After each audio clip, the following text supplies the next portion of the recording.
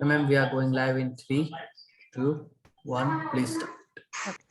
Namaskar and good evening, everyone. I welcome you all for today's webinar on Breast Cancer Updates 2021. I have immense pleasure to welcome Dr. Chandragoda, who is Associate Director, Medical Oncologist, BLK Super Specialty Hospital, for the introductory and welcome note. Over to you, sir. Thank you, Surgeon, and thank you, Ekta and Pooja, for making this event the robust. And now, just it's that we are going to start with the talk, or just have to give an overview. No, you're welcoming everybody, and now we can start with the talk. So what I can do is, okay, you welcome, Surgeon. Yeah, Yeah. Thank you so much. So the things which are going to focus over the next 1.5 hours are what is evolving, especially in HER2 positive, also in triple negative breast cancer. So we can't cover these topics because they are very large topics, but yes, certain insights into the topics will start. So we'll first start with Dr. Chandragoda's lecture, and I hope that will be a great, I would say, it's a kind of need of for our PG, especially to understand what is happening in HER2 positive breast cancer. So over to you, Dr. Chandru, for the first presentation. Thank you, Dr. Surgeon. So I think my slides are visible. Yes. I'm audible, right? Thank you. Yeah. Make it full screen, sir. Yeah, Just, done that, right? Yeah. Oh, that's okay. Okay. Great. So my task today is to speak on optimizing treatment strategies in neoadjuvant treatment in the management of HER2 positive early breast cancer. So without wasting time, I'll just proceed forward. And this presentation was provided by Roche, and this is how we have evolved in a HER2 positive breast cancer scenario, where it's a biologically complex disease. So today, when you talk of HER2 positive disease, so we have HER2 new 3+ by IHC or HER2 new positive by ISH, and we talk of either hormone positive, hormone negative with the HER2 positivity. So if you go to the cell line features, so we have various mRNA, microRNA, proteins, DNA copy numbers, methylation, DNA mutations. So those would harbor the prognosis in patients who have HER2 positive disease. And we also talk of tumor infiltrating new lymphocytes, more so in triple negative or not, and also in HER2 positive disease. This is how the neoadjuvant therapy has evolved in patients with the HER2 positive disease. Then we had only chemotherapy and endocrine therapy, and there the aim was to reduce it to an inoperable to an operable stage. Now it's completely different. So what we has transcended with the advent of trastuzumab in HER2 positive setting has changed the gears into a curative approach and approach the HER2 positive patients more not only from the response point of view, but from the point of survival and better survival. So that's how the aim has changed. Now, why we should need an neoadjuvant therapy in the current era? Of course, it facilitates by shrinking the tumor from a MRM to a breast conservation. It also risk prediction for the PCR, as the pathological CR has a connotations regarding the prognosis as well as the treatment implication. So, and the response adjusted therapy, as I said, the PCR connotes that you need to probably change to some other adjuvant strategy. So this is how the neoadjuvant therapy has evolved. And then the response evaluation. When you talk about response evaluation, when you administer the treatment, the marker of response can be clinical, pathological, molecular, and imaging. So there are various, the studies which are dealt on with respect to the treatment post neoadjuvant treatment. We have clinical radiological phenomena of CRPRS, DPD, and pathological by PCR and molecular by Ki67 and circulating tumor cells, imaging characteristics of PET MRI combination. The ultimate clinical outcome of these marker analysis is the local control, the disease-free survival, and the overall survival. So when you talk of HER2 positive or a triple negative subset, we need to know about pathological CR. So that's very important endpoint, as it is a surrogate of survival. So there are various guidelines which have postulated whether PCR would be a total, that is a stringent PCR, or it is a BPCR. So the guidelines that if there's an in situ carcinoma in the breast or in the node, so that's PPCR, and if it is a total PCR, which you call TPPCR, where it is a YPT0 and in situ N0. If it is everything negative as per the German breast group, which is a stringent PCR, where they don't consider even in situ there, so it should be completely negative. That is what we call it as the stringent PCR. So the pivotal neoadjuvant clinical trials in this particular setting. So to start with, this NOH study which was done both HER2 positive and HER2 negative. I will concentrate only on the HER2 positive subset in a stage 3 breast cancer, and they was divided as a small study for 250 patients, and they were divided into patients who have received the trastuzumab with an anthracycline and followed by surgery without the trastuzumab. So the outcome of this study is that the patients who received a trastuzumab, there's a significant increase in the PCR rate. If you can see here, see the PCR rate is jumped from 26% to 65% in patients who have been treated with trastuzumab. So that indicates that the PCR increases on adding trastuzumab. So if you talk of EFS and OS, which is a surrogate of what the response is, and then you can see clearly a red bar suggesting a patient receiving trastuzumab clearly benefiting with the trastuzumab, addition of trastuzumab over chemotherapy. So because it's a small study, there was a trend towards EFS and overall survival benefit with the addition of trastuzumab to chemotherapy in HER2 positive patients. So this was an addition of only one anti-HER2 therapy. Can you improve on this particular pathological CR? That's what the question asked. That's when the pertuzumab as a dual second anti-HER2 therapy was added to existing trastuzumab. So can you improve upon the pathological CR which was existing, which was to the tune of around 40%?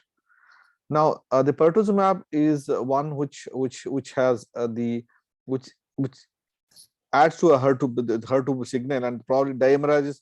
It just dimerizes to the other partners, in the sense that it acts on the HER2 and then it helps in dimerizing with the other HER2 partners. So now we have data from dual anti-HER2 from Neosphere study and TIFINA. So first of all, covering the Neosphere, which is a randomized multicenter open label phase 2 data in HER2 positive patients who have T2 to 3 and N0 to 1 and or inflammatory breast cancer.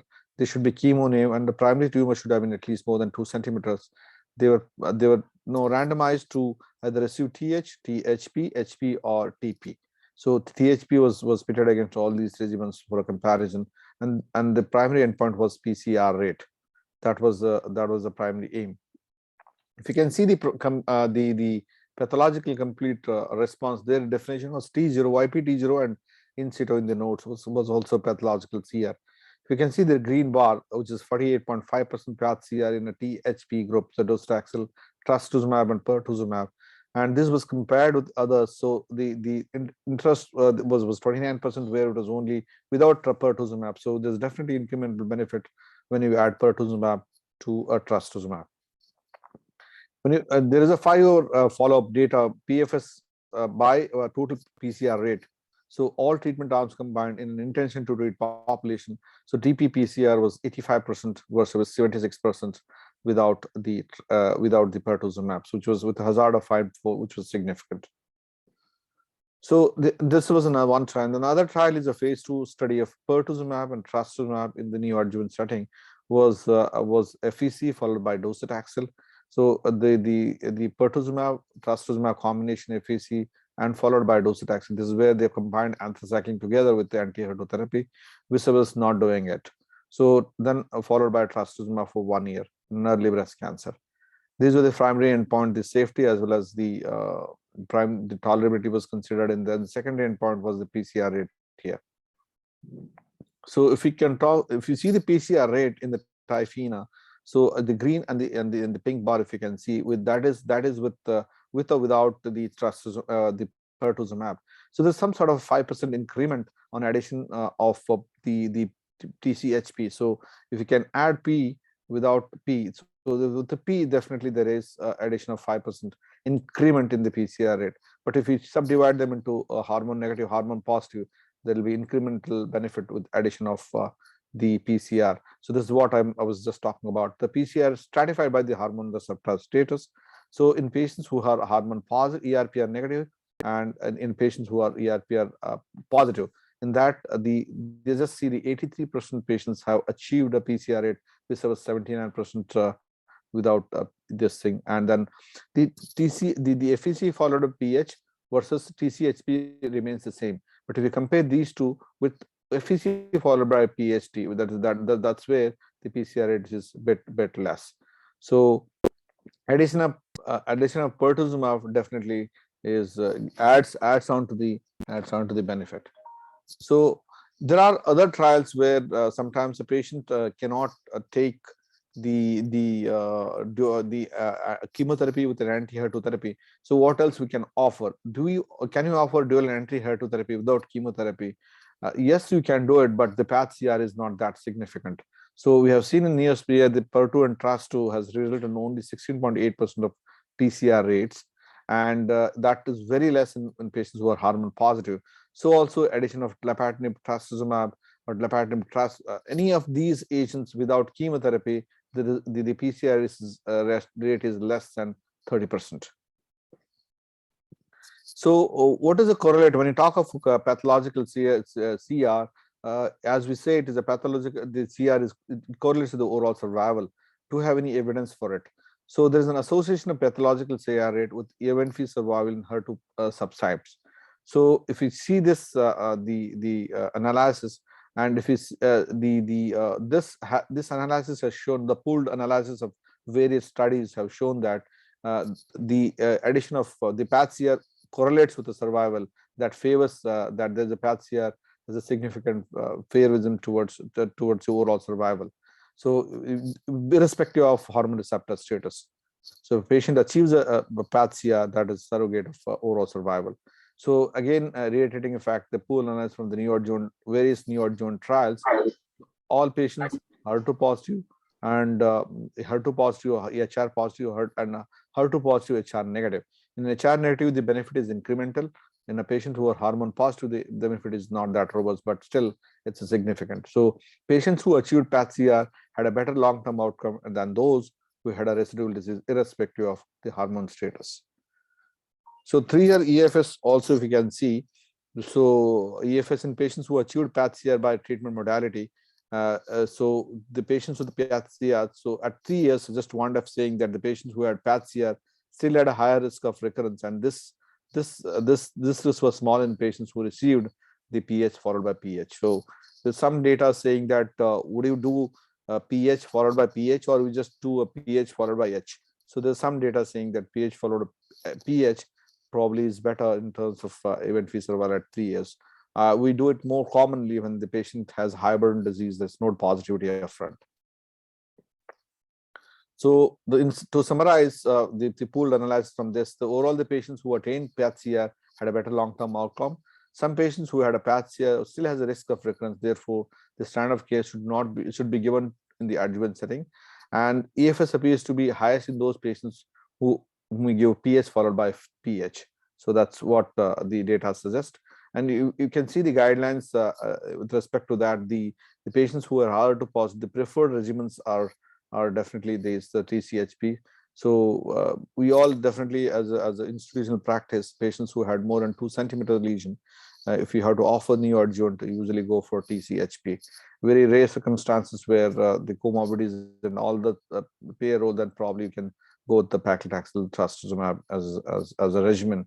So that's it. A lot of us, we are following TCHP as a regimen upfront. So with that, I conclude my talk. Thank you very much, Sajjan, and thank you everybody for giving me an opportunity to talk. Thank you very much.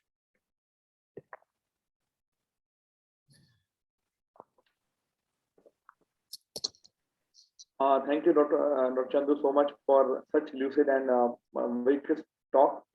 And I think that's what all these have been landmark trials that have shown the path to the progression of HER2 directed therapy. One question is that is there a better approach for hormone positive, triple positive patients? Is there some new data where if intensification or some combination with hormones can make things better, or we still use TCHP for our patients? If you neoadjuvant, it has to be TCHP, but the TDM1 plus fulvestrant doesn't result in that kind of a PathCR compared to TCHP. So there the PathCR is up to the tune of around 40%. But if you TCHP is, it goes beyond 50% even hormone positive. So I still use TCHP, but post 1 year addition of niratinib and hormone positive, that's what probably you take it into. But that was without TDM1 data. So in that context, TCHP will definitely be enough. So most clinicians end up using TCHP. Yeah. Any specific setting where adding anthracyclines might benefit? Like anthracycline, we have a recent data saying that adding an anthracycline may be a plus minus, but earlier we used to consider in patients who is hormone positive, HER2 positive, adding AC or TH, where we used to do it because of to achieve more PathCR. But now recent data suggests that anthracycline may not be, add on to what TCHP has. Thank you so much again, and we'll take the session to the next topic. And the next topic, Ekta, the next topic, I think Dr. Devrat Yes. Yeah. New paradigm approach in treatment of PDL1 mTNBC with Tecentriq. So for this, I would like to invite Dr. Devrat Arya, Director Medical Oncology, Max Hospital, Saket.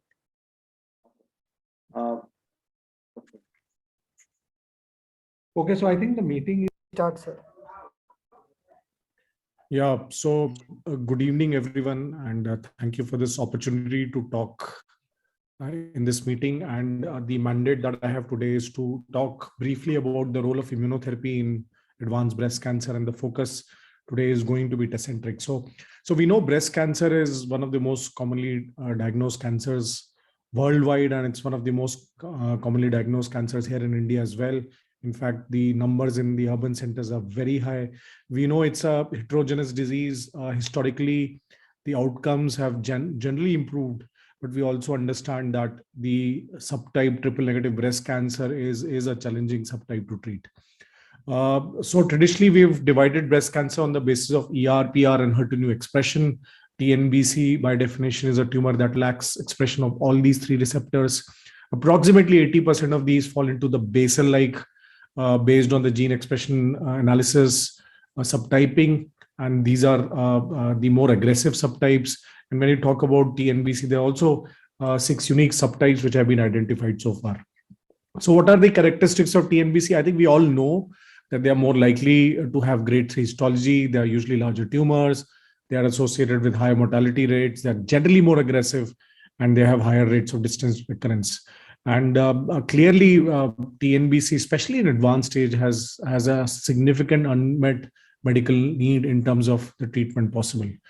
Incidence fairly high, nearly 10 to 20% of all cancers worldwide are triple negative.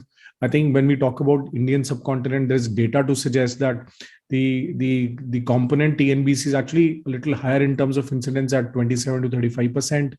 Unfortunately, the way disease presentations are here in India, nearly half of these patients actually present with a more advanced disease. Even in Indian population, the median age is younger. A significant number of patients are less than 50, and in fact, cases have been reported at as early at age as 22, and the median age of presentation is 49 years. So clinical outcome, as I said, long-term outcomes with triple negative breast cancer are much more dismal as compared to other subtypes. And when you talk about how this disease is aggressive, how treatment options are limited, I think, as I said earlier, this is a significant unmet clinical need in the field of oncology, and particularly breast oncology. Now, these have been the treatment paradigms for triple negative breast cancer. So we know for metastatic triple negative breast cancer, taxanes usually have been the first line therapy. If a combination needs to be used, taxanes are usually combined with carboplatin.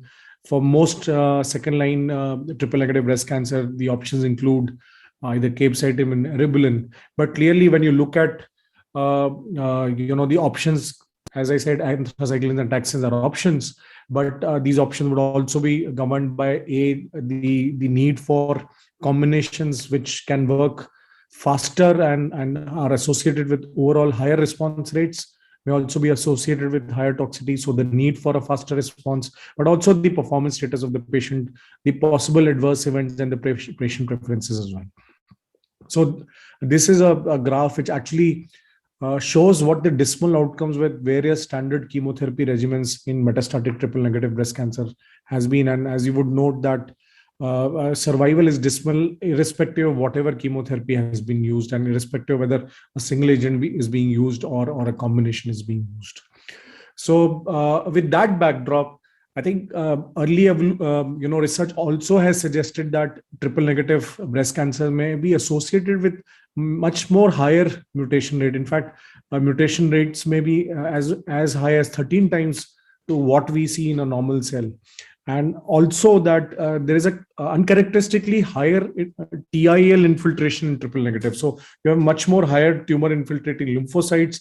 We also know that when you have subtypes of breast cancer where TILs are high, for every 10% increase in TIL, you'd actually have some correlation with the risk of death and risk of distant recurrence and risk of overall outcomes. We also know that PD-L1, which has traditionally been used as a biomarker for response to immunotherapy, has been highly expressed. So the numbers would vary on the companion diagnostic that you use, but initial research did suggest that for triple negative breast cancer, nearly 50% women had a PD-L1 positivity. So high amount of TIL, higher mutation rate, and a significant high PD-L1 expression actually predicted for a possible responsiveness to immunotherapy, and that's how early studies started. And in fact, with PD-L1 or anti-PD-L1 therapy and anti-PD-1 therapy as well. And that is how those studies came into being. And one of the first phase 3 trials that was reported was the IMpassion 130 trial. I think we are all aware of this trial, but briefly, this was a phase 3 study in advanced treatment-naive metastatic breast cancers. So these patients could have used taxane or anthra in the neoadjuvant or adjuvant setting, but they could not have received it in the metastatic setting. And these patients were then randomized to receive atezolizumab, that is Tecentriq, in combination with nab-paclitaxel, and they were compared to those who received placebo with nab-paclitaxel. And the co-primary endpoints of this study was PFS and OS. Importantly, they included all comers in terms of PD-L1 expression. PD-L1 expression based on immune cell of positivity of 1% or more or less was one of the stratification factors, and so was presence or absence of liver mets or prior taxane use. Nab-paclitaxel was used because there's no need for steroid pre-medication. It does appear to show similar OS in comparison to paclitaxel, and the 100 milligram per meter square dose is the weekly regimen, is actually one of the most commonly used regimen with this drug. So this is the patient disposition from the study, and this is the baseline characteristics. So very balanced baseline characteristics, relatively young median age at around 55 in both arms. Nearly 63% patient had actually received a prior anthracycline or taxane. Most of the patient had a significant disease burden, and nearly 41% in both arms had a PD-L1 expression, that is IC, of more than 1%. So what were the outcomes? So this is the primary PFS analysis. Remember, this is the intent to treat outcome. So median PFS was improved from 5.5 months to 7.2 months. With the addition of atezolizumab to nab-paclitaxel. So this is a 1.7 month statistically significant improvement. When one did the analysis based on PD-L1 expression, in the PD-L1 positive population, the median PFS was actually 5 months for nab-paclitaxel, and it rose to 7.5 months for atezolizumab with nab-paclitaxel. Again, a significant improvement in progression-free survival. The first interim analysis also showed a numerical higher overall survival, 21.3 months for the combination versus 17.3 months for nab-paclitaxel alone. This is a 3.7 month improvement. And again, when you looked at the data from PD-L1 expression, the median OS for the comparator arm, atezolizumab with nab-paclitaxel, was as high as 25 months, which was much higher than the 15.5 months that was seen with nab-paclitaxel. What was PFS subgroup analysis? Uniform homogeneous outcomes, homogeneous improvement in progression-free survival, irrespective of presence or absence of liver metastasis prior taxane used. And if you look at the entire subgroup, in fact, there's a homogeneous improvement in outcomes with the addition of atezolizumab to nab-paclitaxel.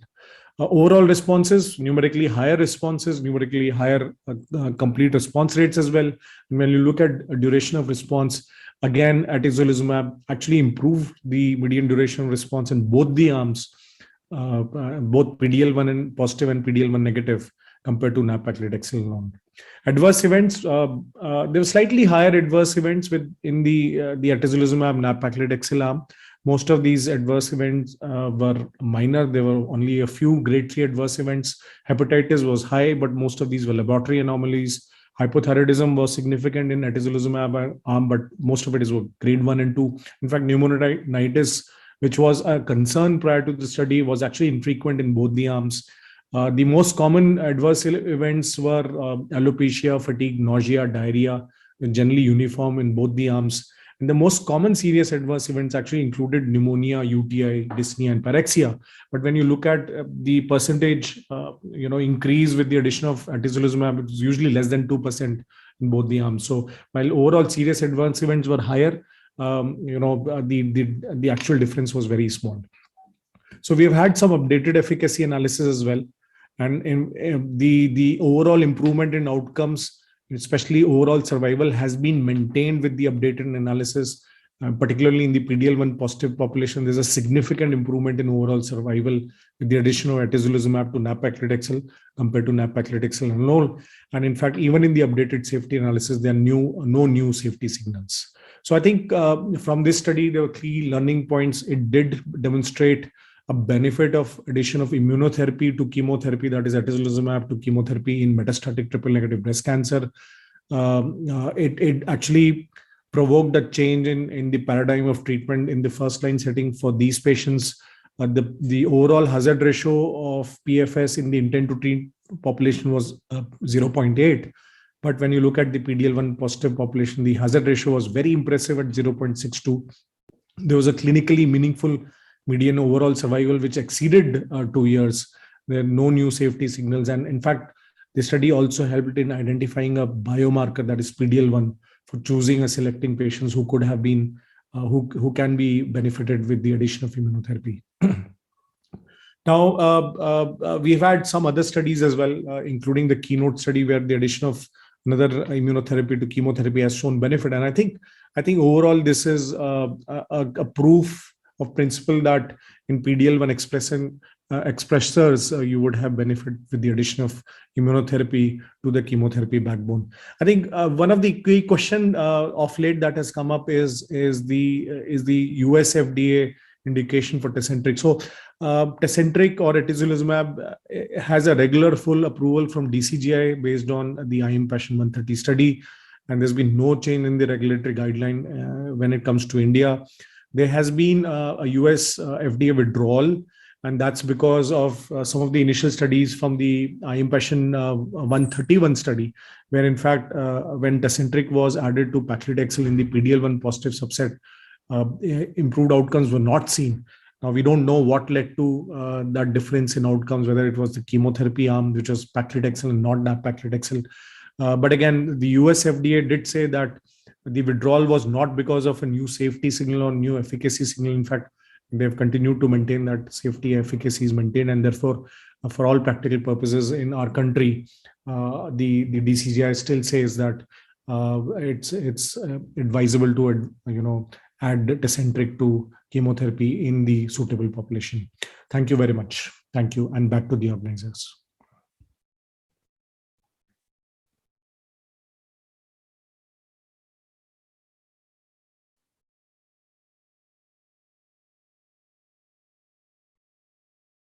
Thank you so much, Dr. Devrat. And I think this has been one of the,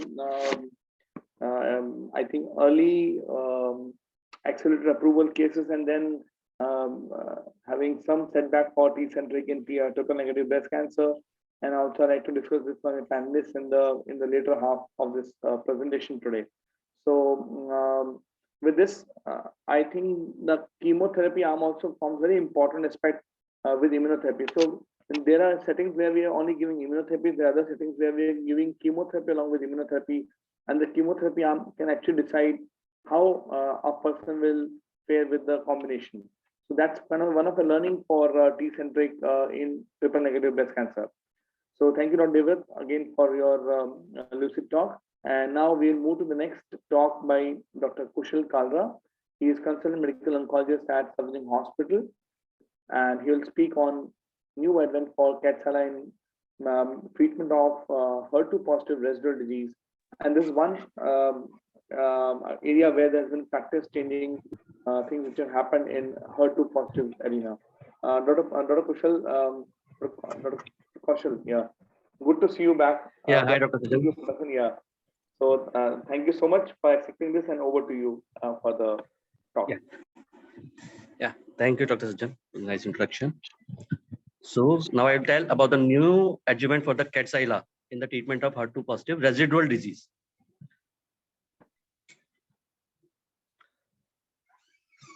So in early, next slide.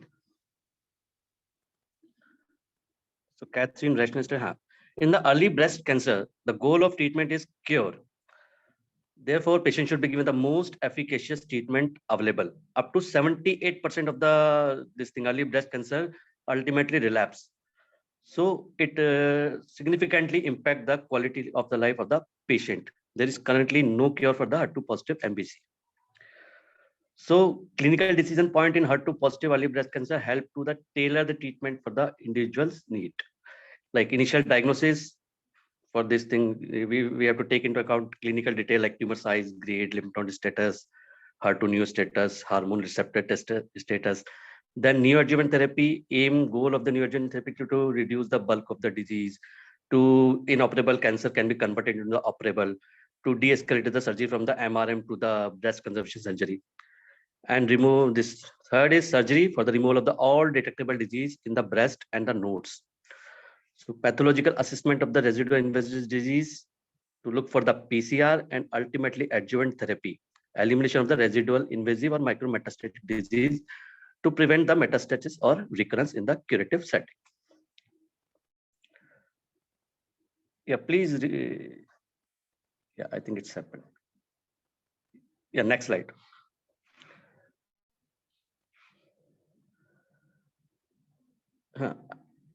Hello, I have briefed about this thing, this slide, initial diagnosis, neoadjuvant therapy need for this. Yeah. So based on the current international guidelines, eligible patients with the HER2 positive early breast cancer should receive the neoadjuvant systemic therapy as per the all authentic guidelines like NCCN, ESMO guideline, AGO guideline, and St. Gallen guidelines. So all are saying same thing for the neoadjuvant systemic therapy in the HER2 positive early breast cancer. So for all, because as per all of these guidelines, Perjeta, Herceptin is recommended by all these guidelines. Dual anti-HER2 therapy in the early breast cancer. Next. So prior to Catherine, 18 cycles of the Perjeta and Herceptin was the standard of care for the patient with the HER2 positive early breast cancer at the high risk of the recurrence or death, irrespective of the neoadjuvant response. So newly diagnosed case, either they will go upfront for the surgery after that 18 cycles of the dual blockage, Perjeta plus Herceptin, or 4 to cycle of the neoadjuvant therapy followed by surgery followed by the 12 to 14 cycle of the dual blockage. So patient is the same standard of care, whether in the adjuvant setting, whether patient will go into PET-CR or not, regardless of the response to the neoadjuvant therapy, due to the lack of the evidence to support the changing therapy in the early breast cancer in the cure intent, in curative setting. Next.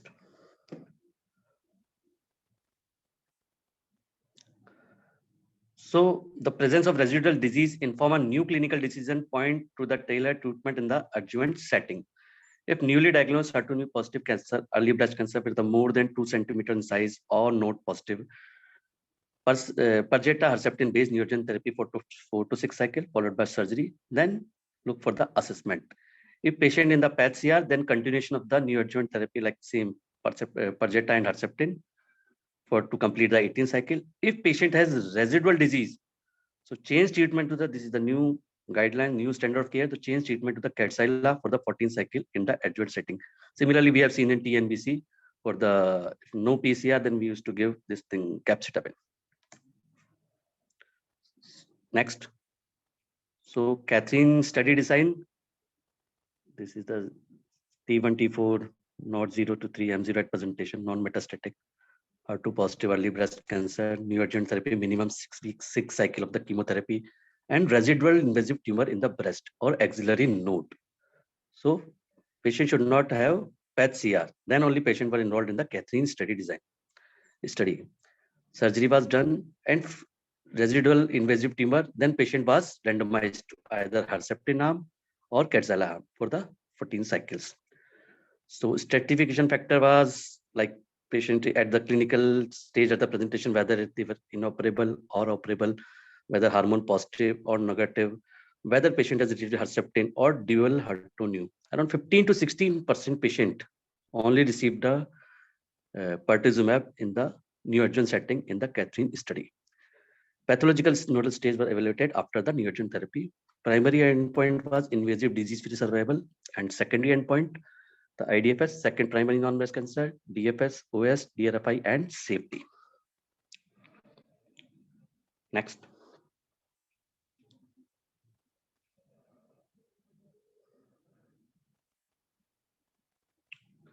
So primary endpoint was the same I described, invasive disease-free survival.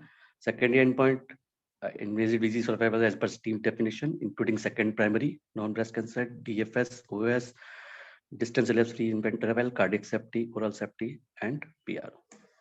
Next.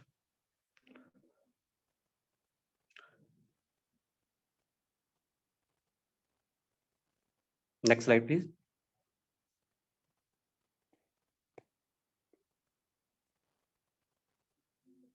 Yeah, please change the slide.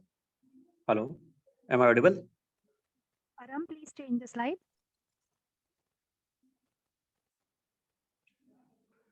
So inclusion, exclusion criteria and inclusion, HER2/neu positive patients confirmed by the central laboratory, histological confirmed breast cancer, completion of the more than 6 cycle of chemotherapy. I have this thing described, surgical removal of the all clinical evident disease, pathological evidence of residual invasive carcinoma in the breast or axillary node, known hormone receptor status, and ECOG PS 0 to 1, and ejection fraction must be more than 50%. In exclusion, all metastatic disease and which are not included in inclusion. Next, please.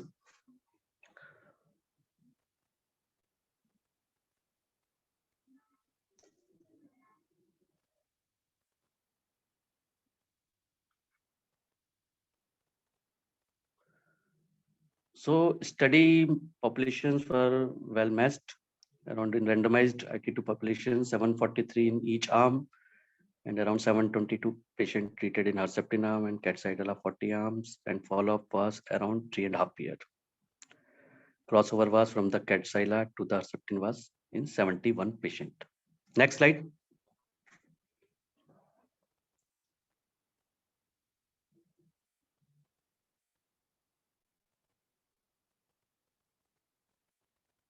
Yeah, please change the slide.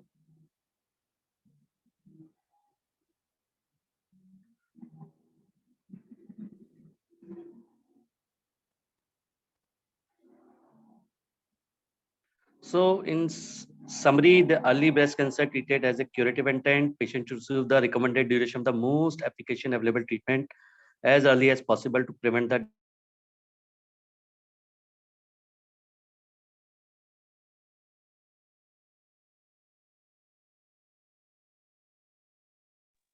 of the neoadjuvant.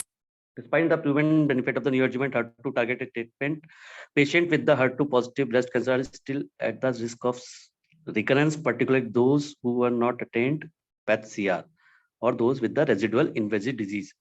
So the aim of the phase 3 Catherine study was to investigate whether the adjuvant Kadcyla improves invasive disease survival compared with the Herceptin arm or not. This was the only aim in the Catherine study. Next. Next. So stratification factors were well balanced between the treatment arm, including inoperable, operable, almost well matched hormone receptor status, neoadjuvant HER2 target directed therapy. As I mentioned, around 19 to 20 patients in Herceptin arm and 19% Kadcyla arm patient received additional HER2 agent along with the Herceptin. And other like pathological nodal status were evaluated after neoadjuvant therapy. These are also almost well matched. Node positive are 46% in both arms and node negative are 53% in both. Next. Baseline demography were also well balanced between the both arm, like age, race, and the region. Next.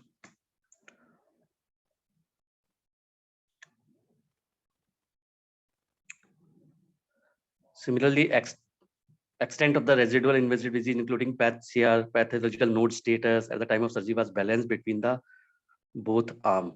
Primary tumor stage at definite surgery and regional lymph node stage at the definite surgery, both are almost well matched in both arm. Next.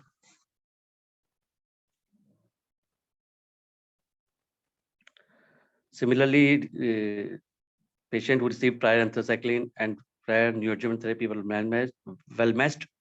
Around 75% patient in Herceptin arm and Kadcyla arm, 77% received prior anthracycline. Similarly, around 18% in Herceptin arm and 18% in Kadcyla arm received both pertuzumab and Herceptin both. Around 80% patient had only received Herceptin in the neoadjuvant arm.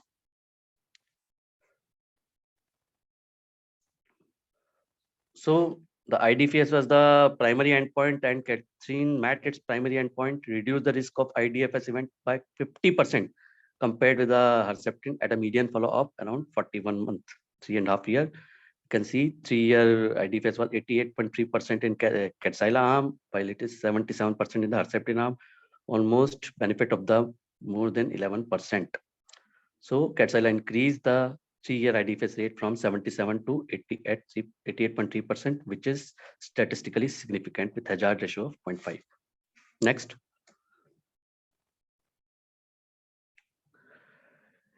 The magnitude of IDFS benefit in all subgroup are consistent with the ITT population.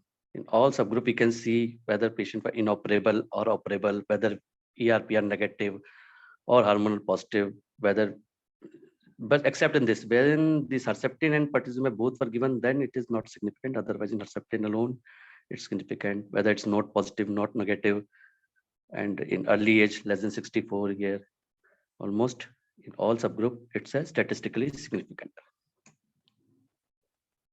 Next.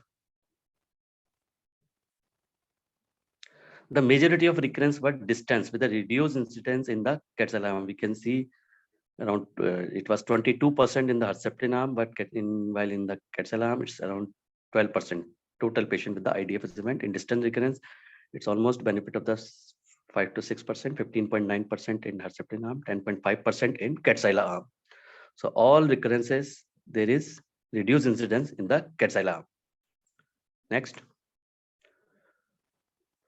In secondary endpoint, fewer distance recurrence with the Kadcyla versus Herceptin at the first interim analysis, around 40% reduction in the distance recurrence with the Kadcyla. Next.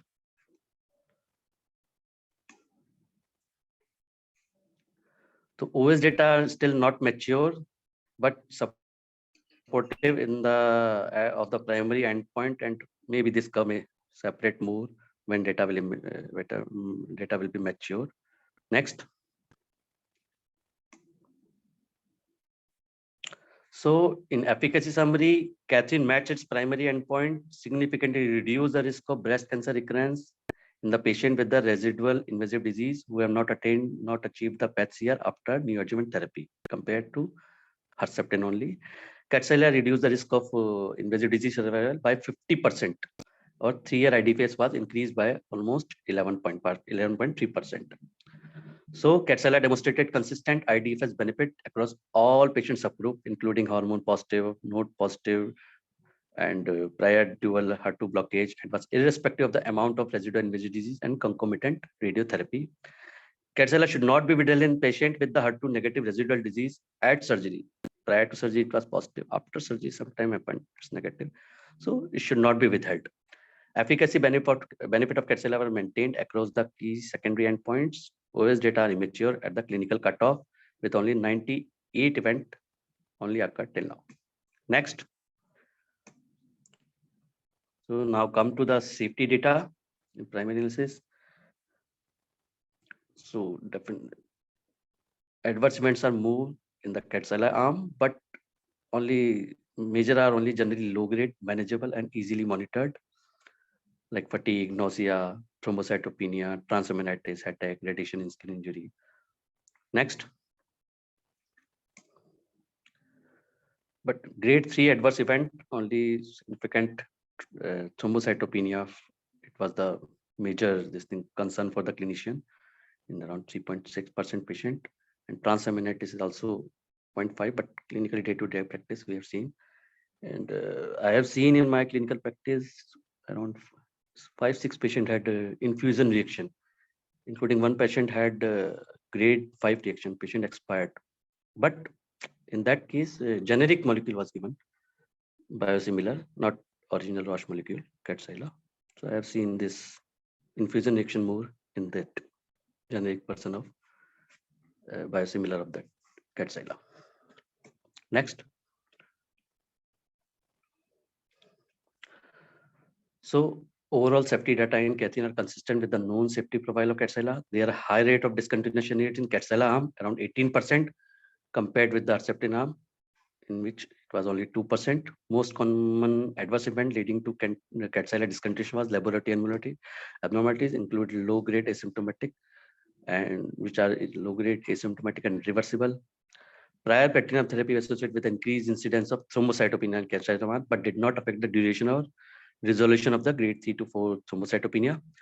Peripheral neuropathy duration and resolution rates are comparable between treated arms, regardless of baseline peripheral neuropathy.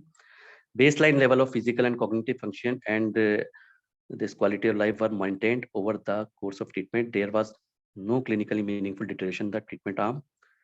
The lack of meaningful difference in average score at each assessment says that Kadcyla tolerated with little impact on function or global quality of life of the patient. Next.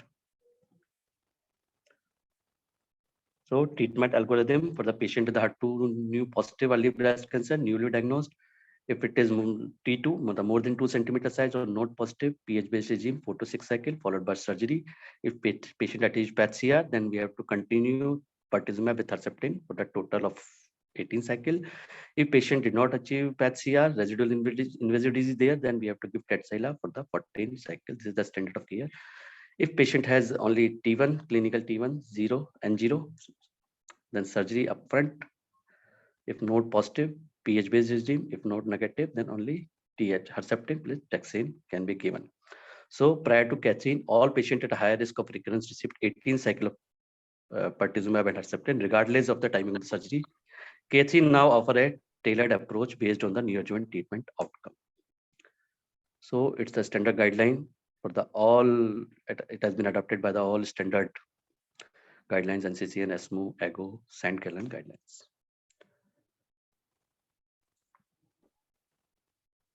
Next. Next. Next. Come to next slide. Yeah, it's the same. The use of neoadjuvant therapy enable response directed therapy in the adjuvant setting. Same I told. So patient who have a PAT-CR after pH-based neoadjuvant therapy still at a risk of recurrence for death or should receive pH in the adjuvant setting to complete 18 cycle till now. Now it has been changed.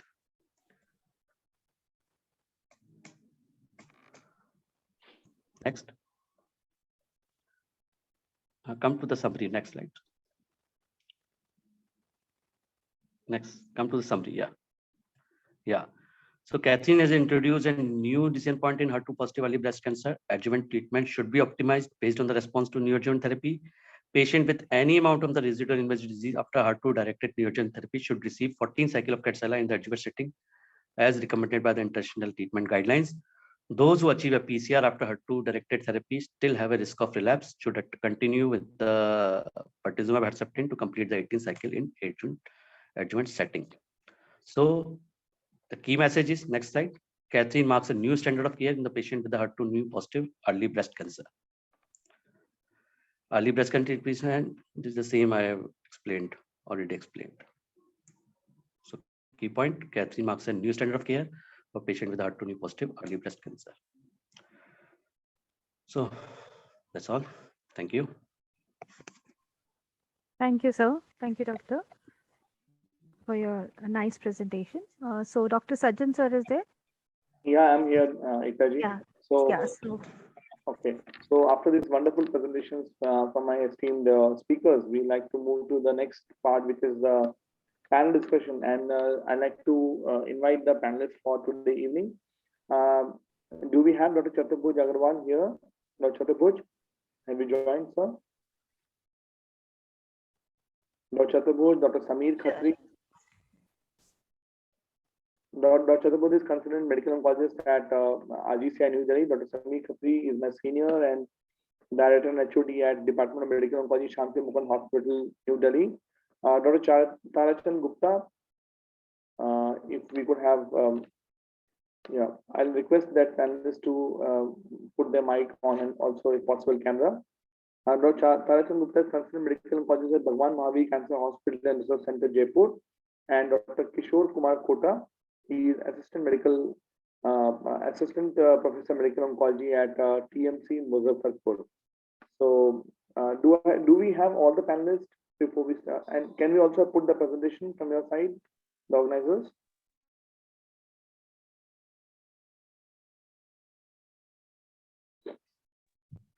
Good evening, sir. Sir, Dr. Sameer sir and Dr. Tarachand sir is joining in few minutes. Okay. So we'll start the presentation because I think we're slightly ahead of the time.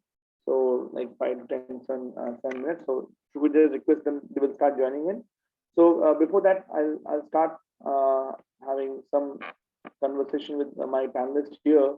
So can we start the case? Once other panelists join, then we could involve them in the case. Okay. So this case is 55-year-old lady. She's T4N2M0 clinically. ER negative, PR negative, HER2 3+ by immunohistochemistry. Next slide. Okay. I'll start with Dr. Chaturbuj. Dr. Chaturbuj, with such a clinically evident patient, first is that what do you do to stage, and how do you decide when you will start neoadjuvant chemotherapy in your patients who are ER negative, HER2 3+? Dr. Chaturbuj. Dr. Chaturbuj, I guess you are on mute. You have two ways by which you are joined. Could you log in from one? I can see you in one of the channel, and another one I can only see your name. I can't hear you.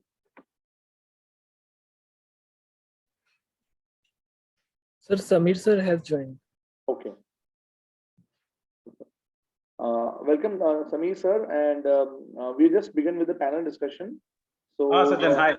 Hello, sir. So, can we just go back to the last slide? I'm also not able to hear Dr. Chaturbuj very clearly because he was trying to say something, but I couldn't hear him. So, we're discussing HER2 positive breast cancer and the different scenarios. We start with the first case, which is 55-year-old lady, clinically T4N2M0, ER negative, PR negative, HER2 3+ by ISC.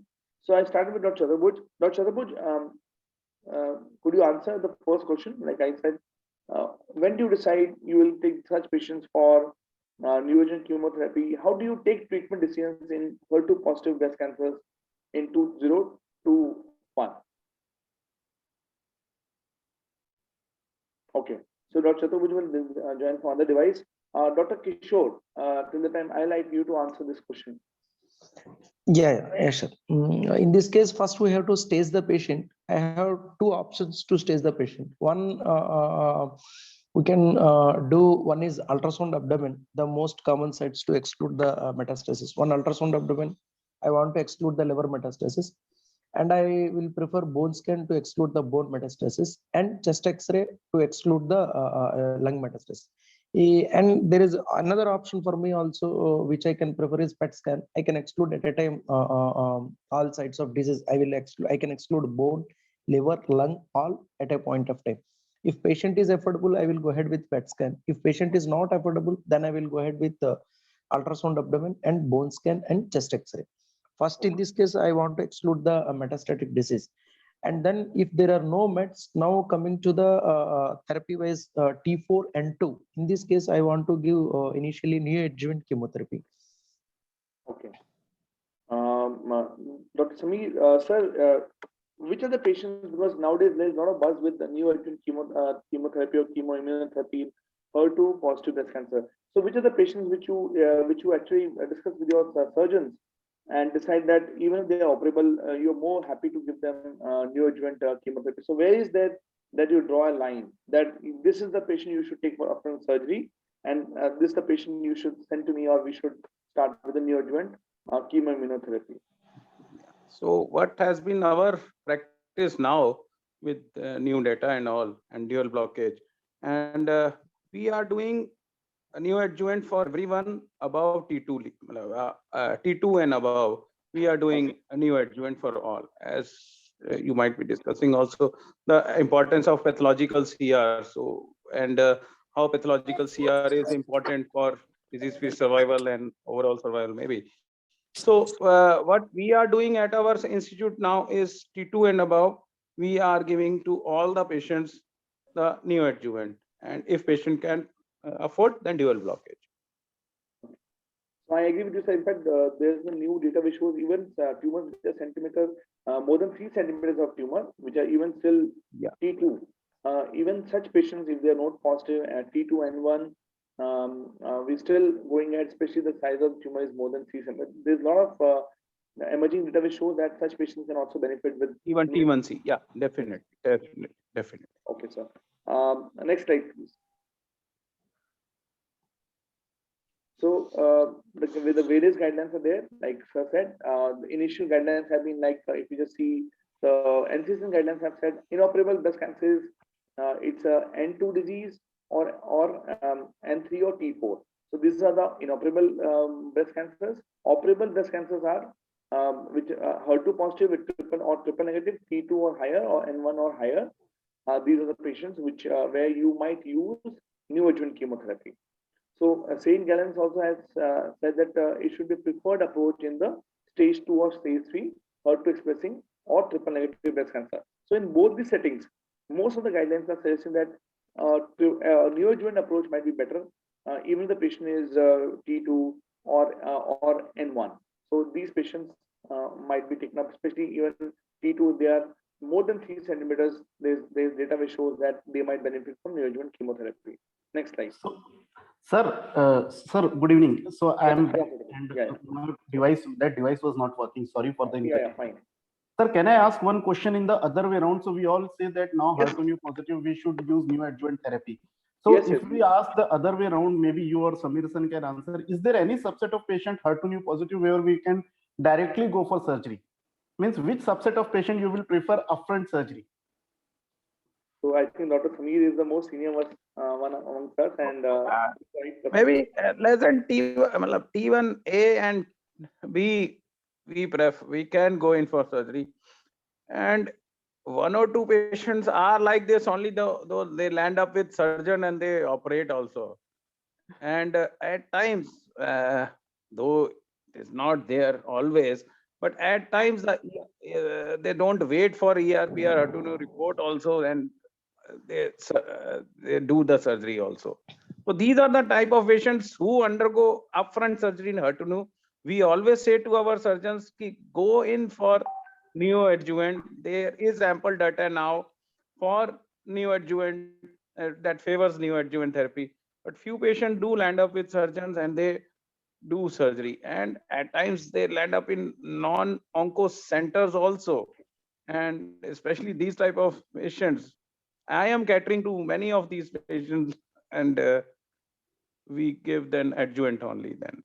So apart from that, T1C, as Sajjan said rightly, more than 3 centimeters, all patients should receive neoadjuvant.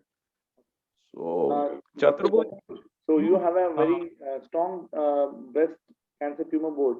So do you exactly. see this practice evolving in Rajiv Gandhi, like with the more data emerging, especially in HER2 positive or TNBC towards neoadjuvant? So are the surgeons really willing to give these patients to you before they put a knife on them? So what is your take on the patients you're seeing over the last 2-3 years? Because such meetings, they're also involving many of the surgeons. Unfortunately, we don't have any surgeon into a meeting, but then the data shows that like many other malignancies, like we moved in esophagus, in sarcomas, in rectum, we moved towards neoadjuvant and then going for definitive surgery. So you see a change in your surgical colleagues at Rajiv Gandhi over the last 2 years? Yes, sir. So, sir, one submission actually since last 1 week I have left Rajiv Gandhi. Now I am not in Delhi. So where are you now? Sir, I have moved to Middle East. I am in Bahrain. Arre wah. Good. Dr. Sameer will plan his next meeting in Bahrain. Yeah. We now have a चलते हैं sponsor in Sajjan, Bahrain, वहीं sir. चलते हैं हम Bahrain में ही. हाँ. So तो हमारे good. We are looking तो forward हैं. to see you in Bahrain. Yes, sir. Okay, before you left, But before I left, sir, there was definitely a change in practice. Means now at least all node positive patients, they are coming for upfront neoadjuvant chemotherapy. But as Samir so rightly told, what practically is happening is if the patient goes to surgeon first, then there is no chance. I mean, node negative tumor, definitely nobody will send for neoadjuvant therapy. But yes, more than 3 centimeter tumor should receive neoadjuvant therapy. But you asked me, so things are definitely changing. yeah. Now we have a competition also between surgeons. There are 2 surgeons, so they have 2 surgeons. Okay, now things have become more competitive. And just to ask out of curiosity, is Dr. Akhil Jain also there in Bahrain or he's not there? No, he's in US. अच्छा, Dr. Akhil Jain is in US. Okay. Okay. But Bahrain में भी तो है ना एक medical oncologist from India. हाँ है, एक है डॉक्टर चतुर्भुज अग्रवाल है सर वहाँ पे. अरे वो तो अभी आए हैं, अब तो छा जाएंगे बिल्कुल. Very good. Good. So today we are lucky to have international faculty in our. Yes, now we have international faculty. Good. Thank you. Acha, okay. So we move ahead. I can see some of my other panelists. Dr. Tarachan, I'm able to see him over the bridge, but only bridge is visible. Dr. Tarachan, yeah, can you? Dr. Tarachan? Yes, yes, I am there. Yeah, Dr. Tarachan. Okay, welcome, yeah. Okay, can we move the next slide? Then I'll ask a question, Dr. Tarachan. Yeah. Okay. So I think this is we've been already discussing. Can we go to the next slide? So I think we all know that now the gambit of neoadjuvant is actually evolving, and we are having more and more patients in breast cancer for neoadjuvant chemotherapy. So given a choice, HER2 positive patient, what would be your preferred choice? Dr. Tarachan, what would be your preferred choice? Yeah, I will go with the TCHP. Okay. As per the Neosphere, I will prefer the TCHP as a neoadjuvant chemotherapy. TCHP is your choice. Dr. Kishore, TCHP or any other regimen, and why? We are preferring here, most of the patients are not affordable, but most commonly we are using weekly Paclitaxel plus trastuzumab and for them followed by AC. Okay. So I assume that you're working in a sector where probably pertuzumab is not easily available. So if pertuzumab is not available, so yes, I agree with you. You could have a combination of trastuzumab with taxanes or add carboplatin, or you could also have a combination like AC followed by AC for 4 followed by taxane plus trastuzumab. So which could have a fair, I would say, pathological complete response. So coming to Dr. Chaturbhuj, I know Bahrain, everybody can afford everything, but yes, if finances are an issue, would you prefer anthracyclines to be a part of the regimen, or you still not like anthracycline and you only go for anthracycline-free trastuzumab based combination? No, sir. So I think TCHP would be the preferable choice. If patient cannot afford pertuzumab and if it is node positive, then I would like to go with AC followed by TH, which will be more preferable than TCH.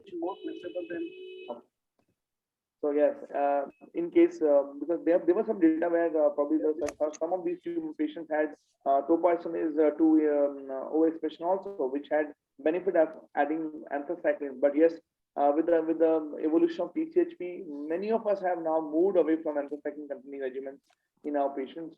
So affordability is not an issue. TCHP has become another favored regimen for most of the oncologists. Dr. Sameer, sir, any thought or any difference of opinion? Again, no, I am using TCHP, but there is some thought when node positive is there and maybe role of anthracycline is there. There was some trial was there which was showing, but we are now very comfortable with TCHP. And if patient cannot afford, then 4AC followed by Taxol and trastuzumab. So I think all the panelists agree with what there's a consensus among the panelists. Next slide, please. Next slide. So I think we already discussed this. Will skip. Next slide, please. Next slide. Yeah. Next slide. We already shared these files with our So this patient underwent AC4 followed by TH12, underwent MRM, was found to have YP-T2N1. There were 3 lymph nodes which were positive. Now coming to adjuvant setting. So Dr. Tarachand, in your settings with residual disease, what is your current practice? Yeah, so if I have given a TCHP or any other anti-HER2 therapy in neoadjuvant setting, and there is a residual disease after the neoadjuvant setting chemotherapy, then I will go with the Catherine trial and give the TDM1 for the 14 cycles remaining. So here the P was not given. So does it make any difference, or you still go with the Catherine data, which P not being given the neoadjuvant setting? Because now we have some generic. No, there is no. Any anti-HER2 therapy, if it has been given, and there is no PATH CR after the neoadjuvant, then TDM1 is the right choice. Okay. Dr. Chaturvedi, your take on such patients? Only 20% of patients in Catherine, they received pertuzumab. Rest all the patients, they have received only trastuzumab. So definitely, if patient can afford, TDM1 is the right choice. Okay. Okay. Dr. Sameer, sir? Yeah, I agree. So in fact, both if dual or single trastuzumab or dual blockage was there, so numerically dual blockage, they did better with TDM1 in fact. So, but even if trastuzumab is given, then also TDM1. So as Chaturvedi rightly said, 80% only received trastuzumab. So, okay. Patient should receive TDM1. I have a question. Can I ask? Yeah. Go ahead. Yeah, sir, if patients received paclitaxel plus trastuzumab weekly, 12 weeks, and then he underwent surgery, then residual disease is there, then what about the role of TDM1? The role of TDM1? Okay. Yes, 12 cycles of PPLHS she received, and then she underwent surgery, and then residual disease came positive. Yeah, it was a weekly regimen. Then AC was given. Then what about TDM1? Yeah, it was a weekly regimen. So actually, effectively, there were only 4 cycles of this was given. It was a weekly schedule. Patient should receive 14 cycles Yes, sir. 14 cycles of TDM1 as per the Catherine trial, plus radiation, of course. Radiation should. With AC, with first surgery, and then followed by AC, and then followed by TDM. He wanted to ask that patient has not received any anthracycline, patient has received only Taxane and trastuzumab. Yes. Okay. And then surgery, and then there is residual disease. So will it and then residual disease? Yes. This is what he wanted to ask. Okay. Yes. If the patient has not been exposed yes. For example, the patient was exposed to TCH. For example, we have patients who have been exposed to TCH only. So no anthracycline exposure. So Dr. Chaturvedi, what is your take in such patients? So again, I think, sir, we have sufficient data. Anthracycline, if patient has not received, then also we can offer TDM1 because patient has already received Taxane. As you only told that there are anthracycline-free regimen also in Catherine. Yeah. So I think the evolution of these the Catherine, actually the principle behind Catherine was whether a residual disease could have a more impact by using a TDM1 instead of having dual blockage or only a blockage which will only have immunotherapy there, because most of such patients would have received chemotherapy and they would have ended with their chemotherapy. And so the TDM1 brings in chemoimmunotherapy for 14 cycles, and that probably adds to more of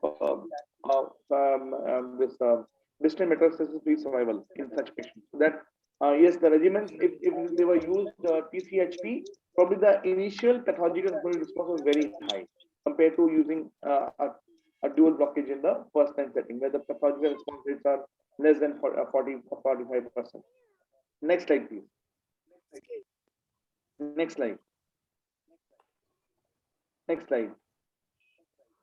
So with this, we already discussed. Next slide, please. So we've already discussed alone versus TDM1. I think the other option is now the patient is able to afford pertuzumab. For example, the patient gets funding from the government. So would you still consider, instead of TDM1, would you consider trastuzumab plus pertuzumab as 14 cycles? Is there a patient, or you will still prefer TDM1? Dr. Chaturvedi, any thought on this? No, sir, I think we will prefer TDM1 only. Patient can afford, so TDM1 is the standard of care as of now, whatever data we have. So we have affinity data, but it has shown only 1.2% benefit with addition of pertuzumab, even in ERPR negative subset also. So I don't find any place of pertuzumab in adjoint setting. As far as TDM1. Yeah, Dr. Tarachan, the other option, trastuzumab plus niraparib, if that was available to us. No, I will agree with Dr. Chaturvedi. Then as of now, the TDM1 is the standard of care as an adjuvant setting if the finances are not a constraint. So all the panelists, I'd say they agree. If their finances are not an issue, they would like to use TDM1 as their adjuvant, especially in patients who have residual disease, based upon the CAPTAIN data, which shows there's a significant difference in the distant failure-free survival and also trends towards improvement. Though the data is not mature, but then probably there might be some benefit in the OS also in the later when we have more 10 years data. Right now we don't have any OS difference, but yes, the distant metastasis-free survival is a huge difference. Next slide. So we just saw this. So invasive disease-free survival 88.3% versus 77% at 3 years. That was really remarkable. The number of events were almost double in the only trastuzumab arm compared to Kadcyla, which was 91, whereas 165. The hazard ratio was 0.50, and this is something really, I would say, practice changing. And this is what has actually led us to believe and use more of TDM1 in the adjuvant setting. Next slide. So I think similar question with the patient used, we had a lot of chemotherapy. We had FEC3, THP, and what then, even after that, what would be your preferred post-op regimen? So in one word, you could just answer, Dr. Chaturvedi, HPH, TDM1. So, but patient has same post-op findings. So I think TDM1 again. TDM1. Okay. Dr. Tarachan, any difference in such patients? Yeah, TDM1 is the right choice if the there is residual disease. Okay.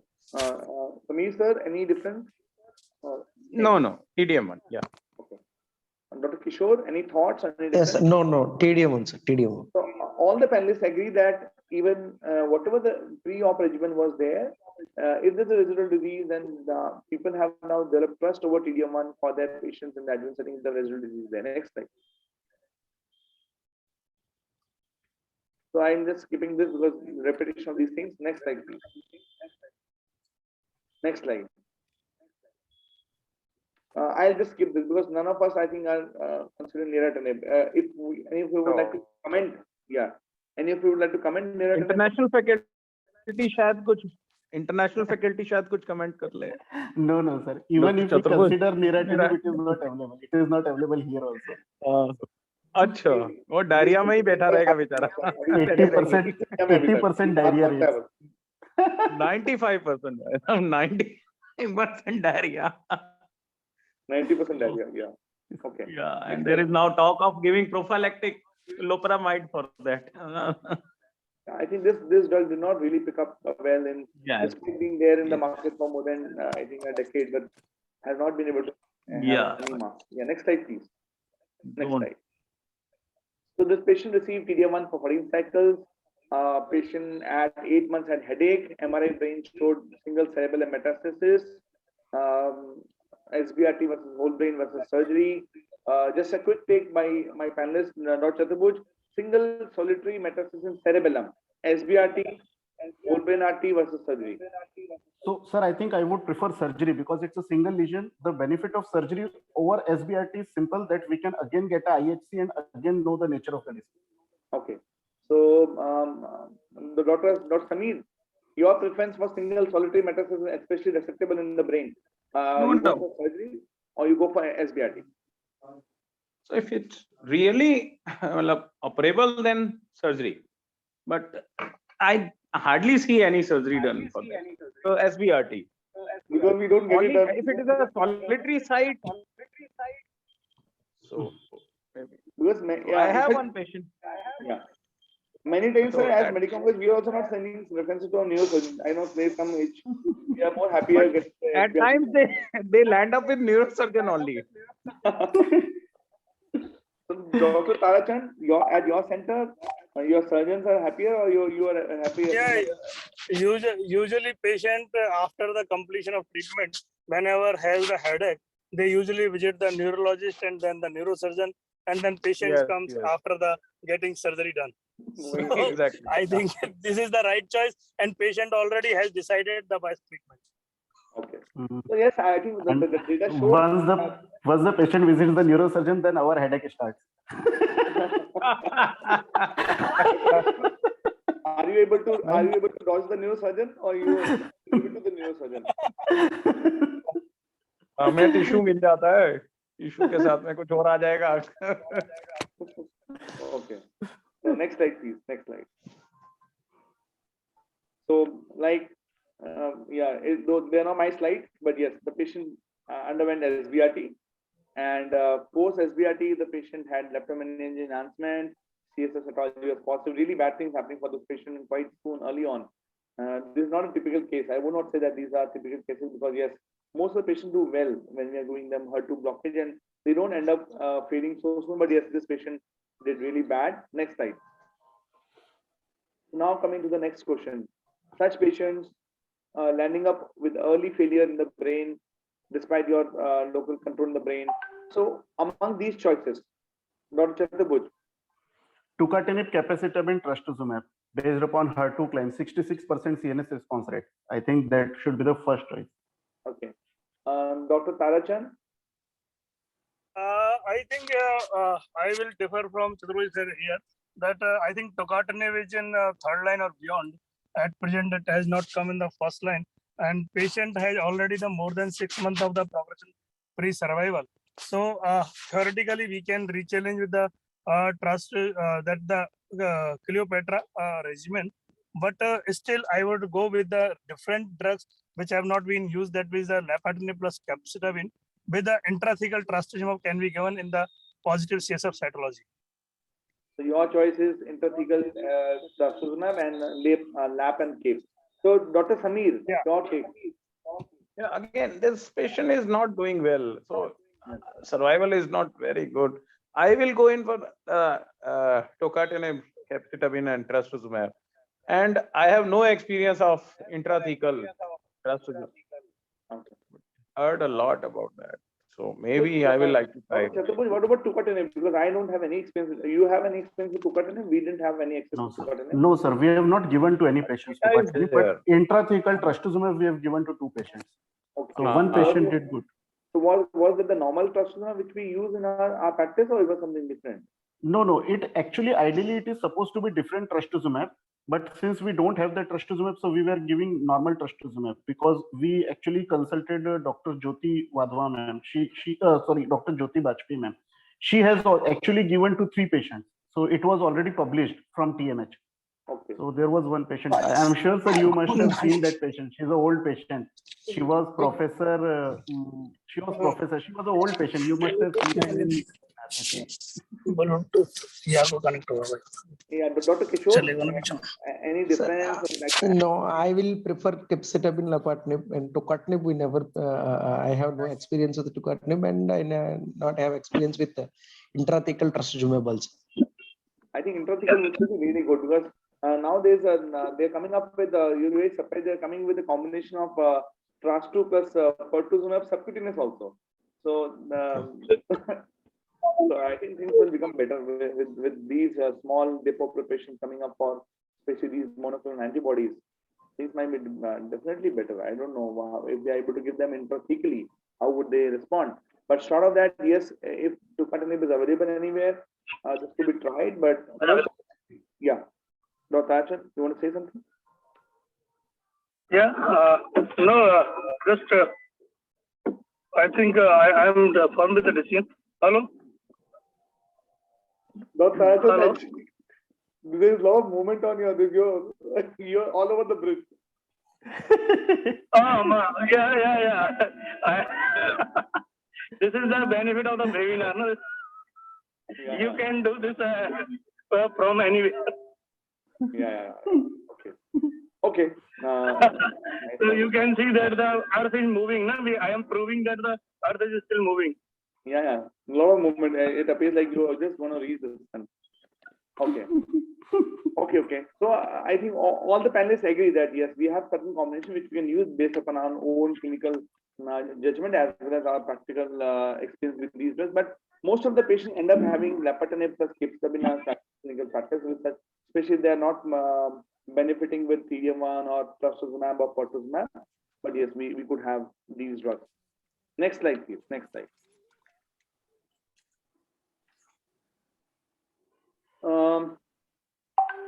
I don't know. This is just this was a similar patient who would have developed pain. I would just choose this.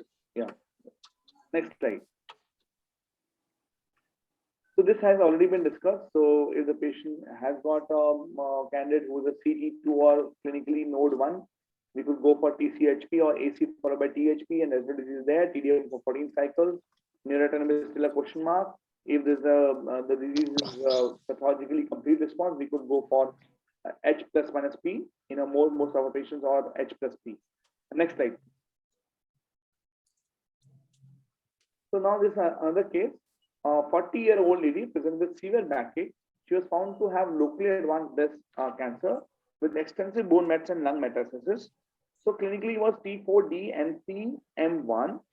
It was ER positive, PR positive, HER2 3+. Next slide. Next slide. So the first question, Dr. Chaturbuj, do you have a baseline imaging for brain for all your HER2 positive NBC patients? No, sir. So we do brain imaging for breast only if the patient is symptomatic, for if there are some symptoms and we are suspecting. Okay. Dr. Sameer, brain imaging is a part of your staging workup? Yeah, we are getting it done now. We are getting it done. For past 1 or 2 years, I have burned my fingers in a wrong way. So we are doing it regularly now. Okay. Dr. Just 2,500 rupees. Why to unnecessary? No, sir. We are not doing. If patient is symptomatic, then only I'm doing. Or else we are not doing. Okay. Dr. Gupta? 20-30% will be asymptomatic. Yes, if the patients are symptomatic, then we are doing MRI brain, otherwise not. So the panelists have a disagreement here, and I think some of the panelists say I'll get it done, others are saying okay. And what do we do for asymptomatic brain mets? Do we start, like, we observe them more closely? Dr. Sameer, but if the patient is found to have some Yes, prognostic wise. So the thing. Okay. Next slide. Next slide. Next slide. Next slide. I think we just skip it here. Next slide. So for metastatic patients, how do you what is your combination? What is the preferred combination, Dr. Chaturbuj? And how does it depend upon the patient's performance status or some other parameters? In metastatic setting, triple positive breast cancer, what is your choice? Triple positive. So, sir, one thing, just last, you asked Sameer sir that if the patient has asymptomatic brain mets, then what will you do, radiation or chemotherapy? So we have to look at the systemic bulk of the disease. If the patient has a lot of systemic bulk and the brain metastasis is single and asymptomatic, we can avoid addressing it. We can start with systemic therapy. So now coming to systemic therapy, obviously taxane plus trastuzumab is the treatment of choice in all patients, with addition of pertuzumab if the patient can afford. But sometimes if the patient is frail, the disease bulk is very much high, then I would sort of avoid pertuzumab in the first cycle. We would just give trastuzumab and taxane, and we will add pertuzumab from the next cycle if the systemic bulk is very high. But this, as in this patient, I would definitely prefer THP for 6 cycles. Dr. Sameer, for triple positive breast cancer, always chemotherapy as a addition, or you use AI, or for example, this is a premenopausal lady, so ovarian ablation along with your hormonal treatment along with the HER2 blockage, or chemotherapy? But we are doing always HER2 blockage first. No, HER2 blockage is fine. We are doing, but chemo or hormone? Along with chemo. Sorry. Along with chemo. Okay. So, Dr. Tarachan, if the patient was supposedly, for example, 70, triple positive, what would be your choice? Do you always? So you want to avoid trickily chemotherapy. So we will avoid also in the elderly people. If the patient is not fit for the chemotherapy, then we can give a trastuzumab plus the AI alone. If the patient is fit for the chemotherapy, then we can go with the THP of the 6 cycles followed by TH plus AI. So what about GnRH analog, sir, upfront along with THP? Your opinion? If hormone positive in premenopausal. Yeah, so I think Chaturbuj can answer. Chaturbuj was the leader of the breast clinic at Rajiv Gandhi. He has a lot of experience. He has more experience than many of us here. So my apologies, sir. You are left with just 5 minutes to conclude the panel discussion. Thank you. Don't be apologetic. We are very happy. Okay. Okay. So he was asking, sir. Yeah. So he was asking only trastuzumab, pertuzumab, and hormone. Yeah. So premenopausal, hormone positive, HER2 positive, metastatic, and I am giving THP. Now my question is whether what about your opinion on GnRH analog along with that first cycle of chemotherapy? We will give hormonal therapy after completion of chemotherapy with trastuzumab. My question is, what about adding GnRH analog with THP? I think there is no role of adding GnRH analog with chemotherapy, because anyway, when we are giving chemotherapy, the ovarian functions are going to suppress automatically. GnRH with chemotherapy is given only in triple negative breast cancer when we want to give a chance of fertility preservation. Otherwise, I don't think there is any point in giving GnRH analog. Okay. So, yes.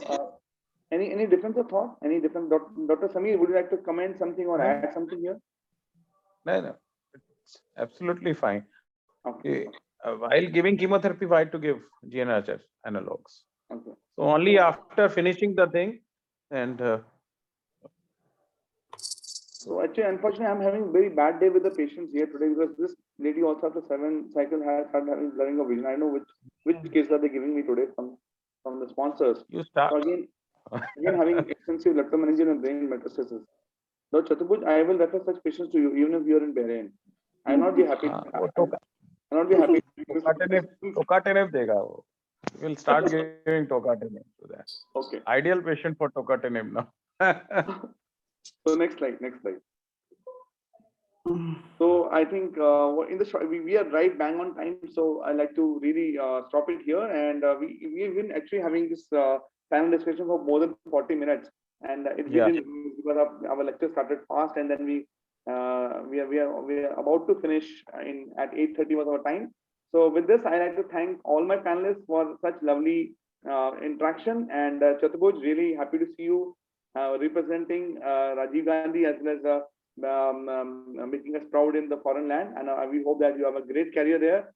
And Dr. Sameer is always smiling because he like to visit the country Bahrain, and we request you that very soon you have a international meeting there, sir. अब सज्जन के साथ ही चलेंगे भैया. हाँ, जैसे Singapore गए थे, याद है? अब यहाँ चलेंगे. Definitely. को भी लेके चलना आपने. बुलाएगा तो. पुल पे तैयार है हम. Definitely, sir. Chalo, good, yaar. Good. Dr. Kishore and Dr. Tarajan, thank you again, and thank you all of you for joining us for this lovely meeting here. And I'm sending this back to the organizers, and over to Ekta ji. Thank you for the lovely discussions, and good night, everyone. Okay, So we bye-bye. close Bye. our Thank you. meeting. Bye-bye, Thank you. everyone. Bye-bye. Before you say Bye. good night, I'd like to thank you. Can we go offline? Ma'am. नहीं हो गया, thank you हो गया भैया, thank Thank you. you. हो गया? Okay, ji, thank you, thank you.